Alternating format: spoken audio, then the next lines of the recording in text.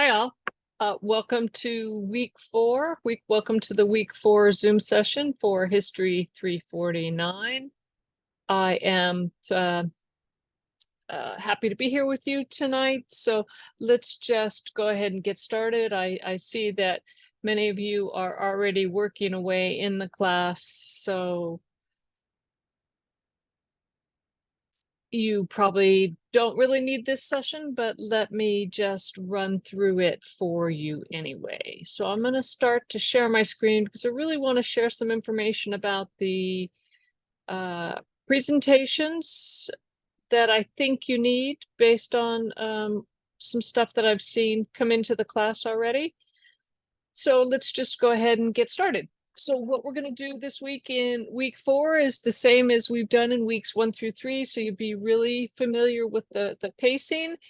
There's a few differences this week, though, as the last week of class. You're going to read 3 chapters, chapters 17, 18, and 19. They're not very long.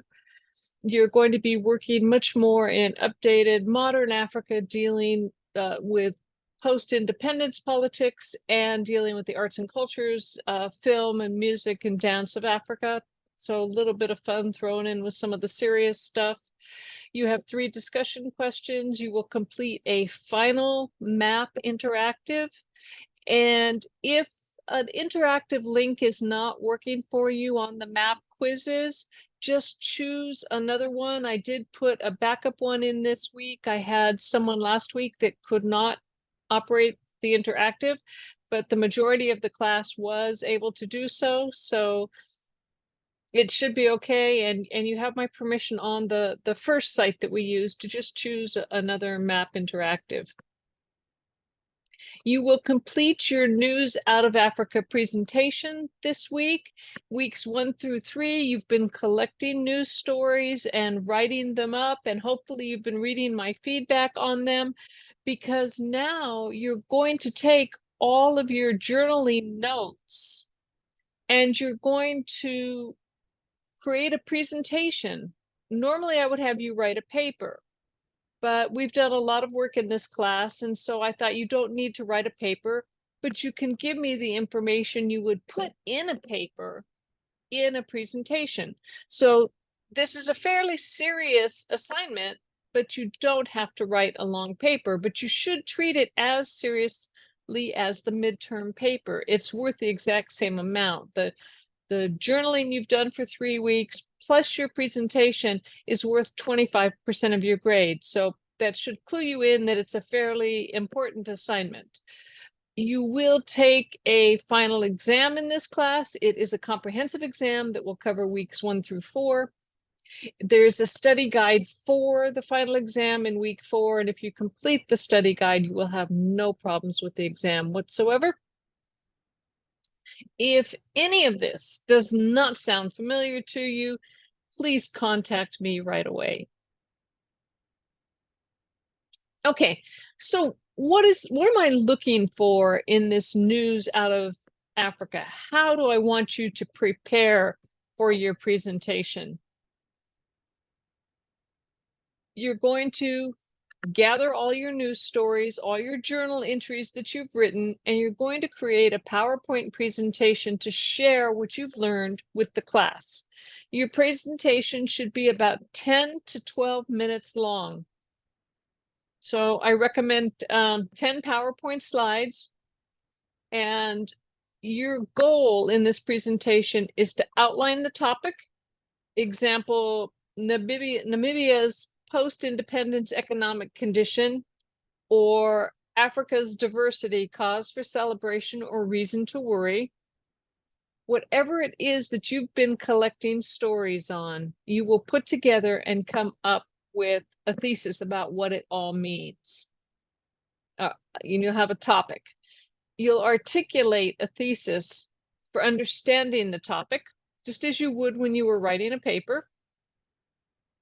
And then you're going to create a visual presentation and representation of the country and the topic. And so you will use images associated with the news stories. Oftentimes news stories have images.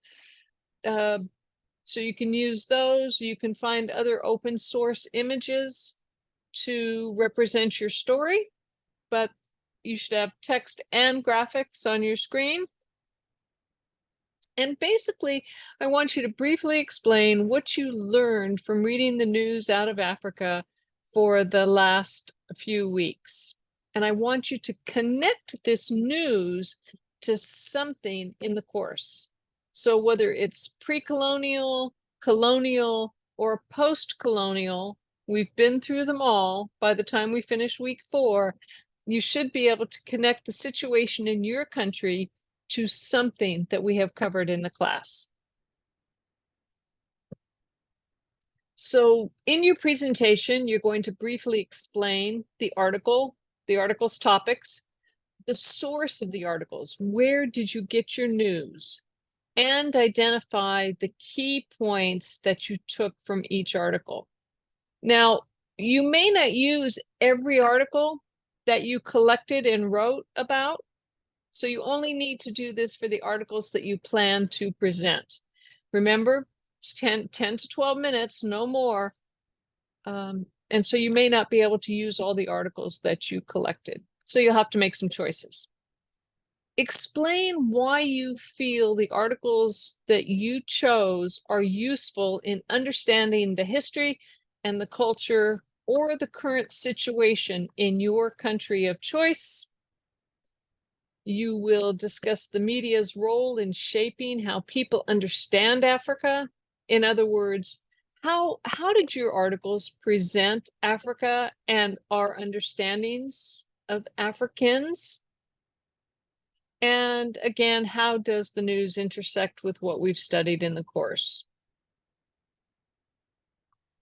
Essentially, your news stories are your data source. Your news stories are a primary source. Historians generally work with primary sources, and they use those primary sources to tell a story. And you're doing that. You're using the news articles to tell a story about your nation. And again, as I said, instead of writing a formal paper to convey information, you're going to develop this key PowerPoint with visuals and text to represent the story that you will tell. You'll develop a narrative that explains who, what, when, where, why, and how, all the questions you've been asking every week about your story, and then provide the contextualization based on the history that you've studied in the class. The process for developing the project and the process for writing a paper are really the same. You should have enough information to tell a story. This is essentially how I would lay out the project if I were doing it. You have your first slide is the introductory slide. It's your title page, if you will. You have the slide with the name of the project, your name, and I would suggest for your visual on this slide, a map of the country or a flag or some other iconic symbol of the country that everybody would recognize. So begin your presentation by orienting viewers to the country being discussed, point it out on the map, and give very brief background information about your country, who the people are, when they were colonized, when they became independent, if there was any major, information around slavery that you learned, you could include it, but just a little bit of brief background to let people orient people to the country. Then you'll identify on slide 2 your project thesis, and you're going to explain the key ideas that drew you to the stories you are presenting. In other words, why did you choose the topic and the country that you selected? And then slides 3 through 8, these are going to be your news stories and the historical analysis of the problem or the issue that they present. So this is the so what of the project. The slides 3 through 8 are essentially the meat of your project. And then slide 9 is a reference list. So you will provide, as you would in a paper, a reference slide with all of your news stories listed, the news stories that you used, and if you've done any outside research, if you've taken anything out of Gilbert and Reynolds, or any of the articles, the extra articles we've read in the class, or if you've done other research on your country. I know some of you were using some UN and World Bank reports. List them on your slide if they've helped you develop this project. And then, as always with presentations, you generally end a presentation with a slide that says questions, and that's where, if you are presenting live to the class, we'll stop for about 5 minutes and take any questions from the class. I generally have 1 or 2, and other students sometimes have a few questions as well. So that's how I would recommend you move forward developing this project. Again, the presentation dates, if you are presenting via Zoom, the Zoom session will be on Friday, this coming Friday, March 29th. I have it listed from 6 to 7:30 because when I set the dates, I wasn't sure how many students were going to be in the class. I don't think we'll need that amount of time. Each presentation, I generally allow 15 to 20 minutes for. You get 12, and then depending upon the number of questions, and then there's always a little bit of transition time between presenters. But it won't go past 7:30 on Saturday morning. We will start early to accommodate everybody's day and then let you get on with life. We'll start at 8 a.m. and we will go till no later than 9:30, but I don't think we'll need all that time. And I gave people in this class the option of pre-recording their presentation. I don't think it's as much fun. It's not as good for you because you need to learn to make presentations in front of people and handle questions from live audiences.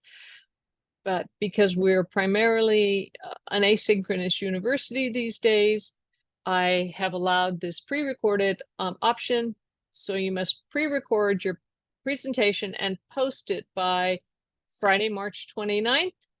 And then you are responsible for coming back into discussion all day on Saturday and answering any questions that get posted in discussion. So it just becomes another discussion board for you. Okay, so if you have not yet signed up for a spot, please go to the discussion board. It's towards the bottom, and select whether you're going to present via Zoom on Friday or Saturday, or tell me you are just going to post a recorded presentation. Okay, that way I know and I can plan my time accordingly. Okay. Okay, so that's it for the presentations. Honestly, if you have any questions, please call me. This is outlined on the syllabus pretty well. This presentation will be posted, but if you have any questions, please feel free to call me, email, text me, message me in the course. I do want to say before I get started on this week's lecture, the final exam, when it copied over, it didn't copy over correctly. For some reason, the map questions did not come over. And so I've had to reconstruct those. I went in and solved the problem.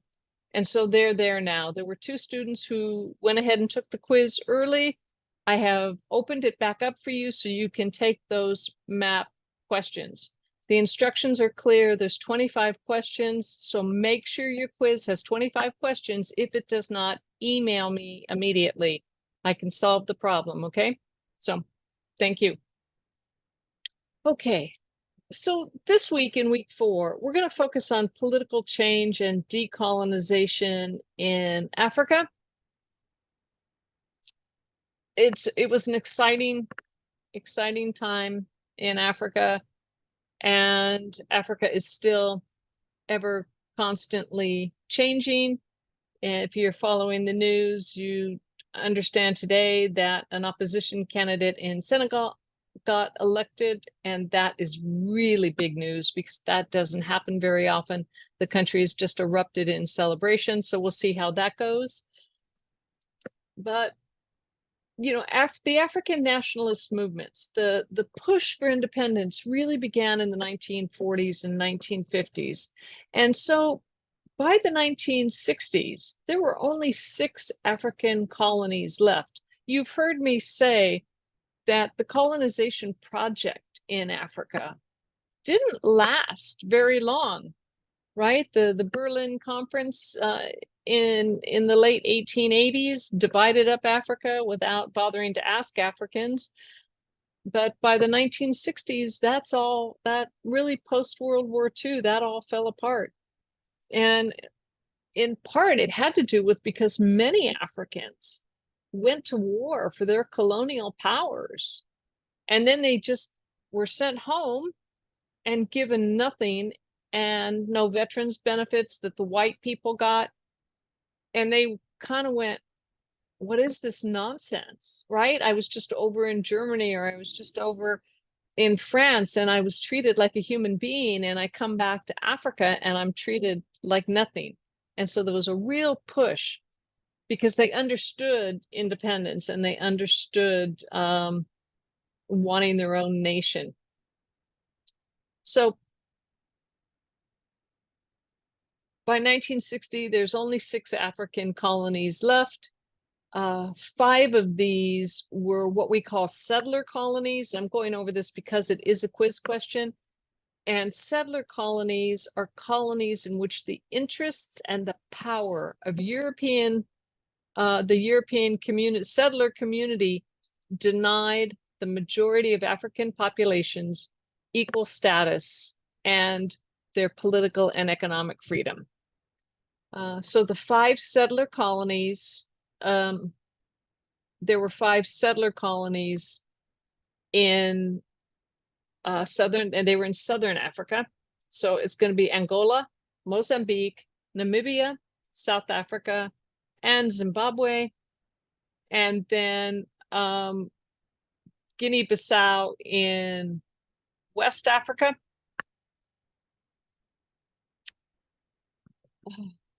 And Cape Verde are the islands out on out in the Atlantic Ocean. They were still colonized as well. The last African country to gain independence was South Africa in 1994.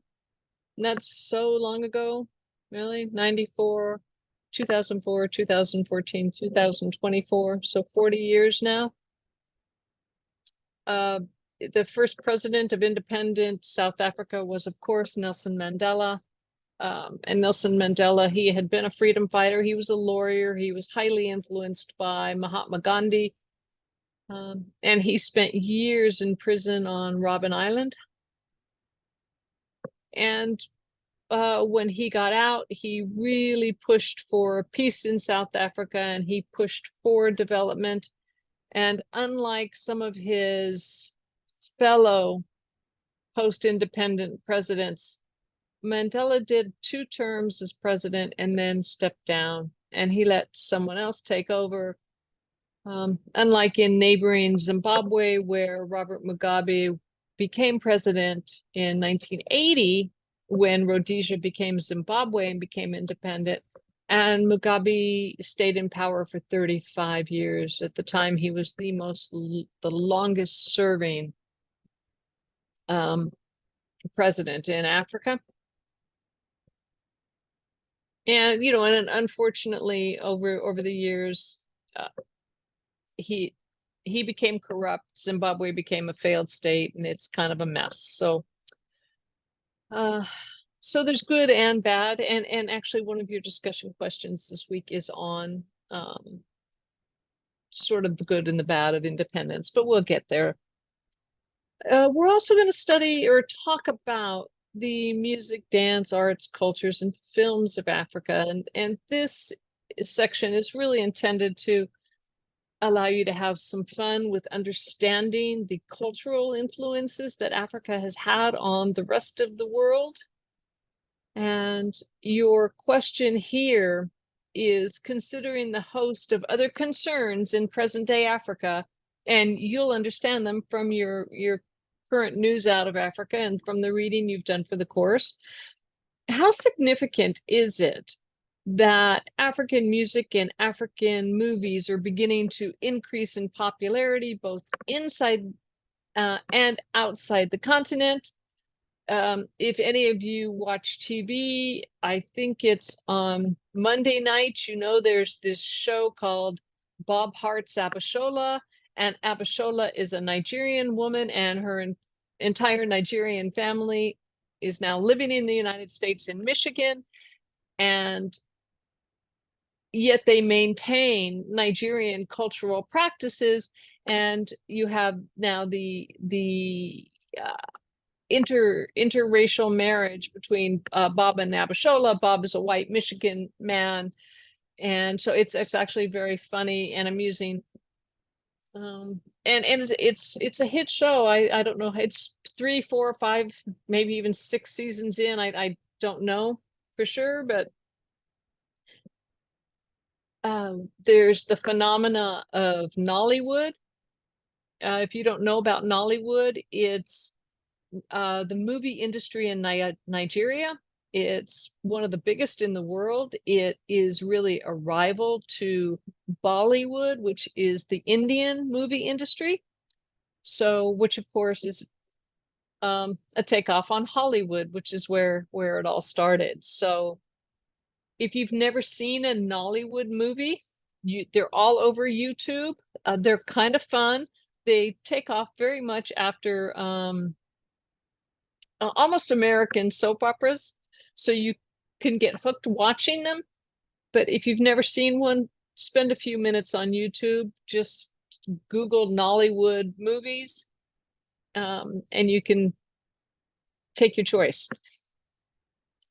Anyway, so I really want you to think about how important it is that the culture of Africa has had actually enormous influence on the rest of the world, what we call the New World. So everywhere slaves went, they were not empty vessels. They took with them their knowledge, their skills, their culture. So think about how Gilbert and Reynolds talk about African music and African films. I'd like you to please cite the reading as you answer the questions. If you want a shortcut, you can just go to pages 355 to 359 on the reading and read about this in particular. But seriously, think about how much you even know about African music and dance before you start the reading. And then after you do the reading, did you go, oh, I know that. I didn't, I either knew or I didn't know that much of American jazz is thanks to African music and that what slaves brought over with them. So think that through. It's kind of fun. Political change in independent Africa, innovation or regression? That's the question for you. And the question is given the existence of militaristic states in the latter half of the 20th century, can it be said that the independence movement in Africa failed to achieve many of its goals? Or is focusing on these incidents unfair given the relative success of other political goals of the independence movement? And support your response with very specific examples from the reading again. So this question is asking you to think about the success of independence in Africa. What has it meant for Africa since the 1950s, with Ghana becoming the first independent African nation under Kwame Nkrumah? What has gone right and what has maybe not gone right. So what are the successes and failures of independence and why? It's really important to think about why. I think that Gilbert and Reynolds are pretty good in this discussion. There's little doubt that most African states actually failed to deliver on the hopes and the dreams of decolonization. It's page 385. However, as you note, or as you think about the failure of colonial governments to enable and support the transition of power to Black majority rule, how is that related to or coupled with the USSR, Soviet Union, Cold War that plagued Africa, actually making it impossible for these nations to develop? Right? So how much is the US and the Soviet Union and that Cold War responsible for hurting national development in Africa? There is no doubt that Africa had its own share of dictators, government and elite corruption. There were civil wars that resulted from nations needing to turn to superpowers, again on page 385. So how responsible is the international community for the successes and failures of Africa's independence? And you might see this more easily, not just in the reading for Gilbert and Reynolds, but in your news out of Africa today. Right? To what extent is your country still dependent on its original colonial, or its colonial, one-time colonial power? Let me put it that way. So just a lot to think about, but a lot of interesting discussion should happen around this question. And then thinking more deeply about conflict and collapsed states in the post-Cold War era. So after the fall of the Soviet Union, after the US and Russia stopped fighting, Russia pulls out of Africa. The US is still playing around in Africa, but also pulls away a little bit, right? So I want you to assess the role of the United States in the conflicts that occurred in Africa from the late 1980s onward, and should the United States take some of the blame for the present conditions, or should it be credited for its actions and attempts at improving conditions in Africa? And explain your answer. So again, I'm sending you to Gilbert and Reynolds, and this question is asking you to assess the role of US in Africa. Answer the questions based on the examples provided by Gilbert and Reynolds and any information that you've come across in your News Out of Africa projects. AFRICOM is huge in Africa today, and it's there for a big reason. USAID is there in Africa and gives out millions of dollars to African countries every year. It's sort of John F. Kennedy's plan to win the hearts and minds of people. What impact does USAID have on African countries? So what role does the US have to play here? Okay, and that, I think, is it. That's probably enough for the month. So I'm going to stop the recording, and I will catch up with you all in discussion.